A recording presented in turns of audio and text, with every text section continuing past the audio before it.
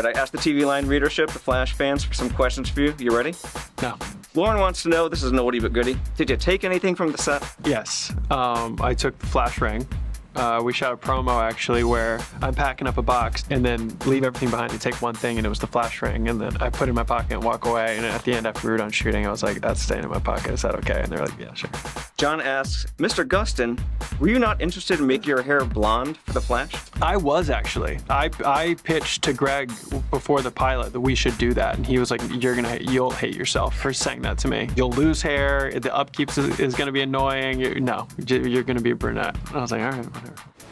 Juan wants to know, what was your favorite crossover to film? Either the Elseworlds, where like we switched bodies, Steven and I, or we didn't switch bodies. We Sure, Steven wouldn't say that. Psyches, yeah, because he had to wear my suit. Yeah. Yeah, nice outfit. And I honestly forget this was a crossover, but the musical episode. I mean, Yeah. It didn't feel like it was Flash, but it was probably the most fun I've had. I'm Superman. Boop-de-boop-de-boo. That's a really good impression. Thanks. Gonzalo asks, would you wish to do somehow another musical episode? At least to get, put in a call to Melissa Benoist. And that's the power of... Friendship.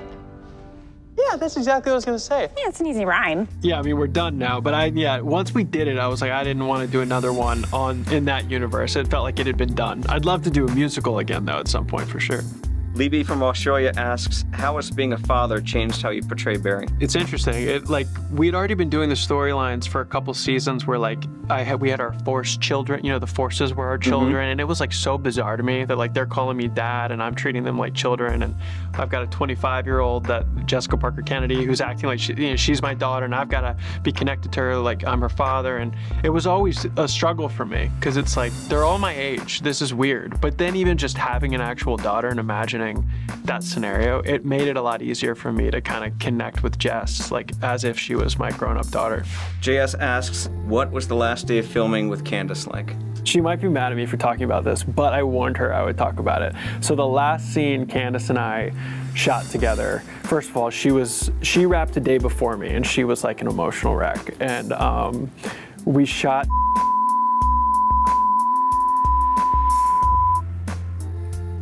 Wow. Yeah. Melrose asks, looking back, what was your favorite West Allen moment? There's actually a scene that's like popped into my head, and I for the life of me couldn't tell you what this scene is about, but there's a scene in the time vault where I'm in a suit and Candace is in like a red jumper, and I know we're talking about something to do with time travel. That was one scene where I remember she like blew me away with her emotion in that scene. How long? How long what? How long until it happens? And then two of the three times I think we got married. So like the wedding episode was great, obviously, but before that, the first time we tried to get married and everything went wrong, and it was like a comedic nightmare. That was fantastic. That was another good one, yeah. Peace is overrated. Oh, you've got to be kidding me. Nazis? Ryan asks, if Barry wasn't with Iris, who would he have ended up with, and why is your answer Leonard Snart? It's funny because Leonard Snart didn't pop into my head, but who did pop into my head was Cisco. I think that like Barry loves Cisco unlike anybody else. So if there's anybody else he was going to settle down with, it probably would have been Cisco. And then lastly, Maddie asks, are you happy with where Barry ends up at the end of the series? I am. When I thought about it ending, there was a theory out there that Barry would sacrifice himself to keep the Speed Force alive and become the lightning bolt that inevitably struck him and create this full circle moment. Okay.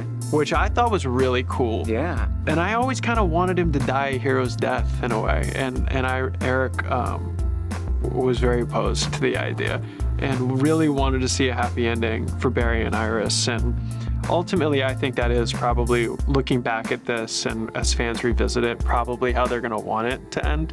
And it is nice you finish on a happy note. And then there's a bit of the unknown too. It's like the story continues, our show ends, but it's left in a place where the story continues. So who knows, what happens beyond 9/13 of Flash.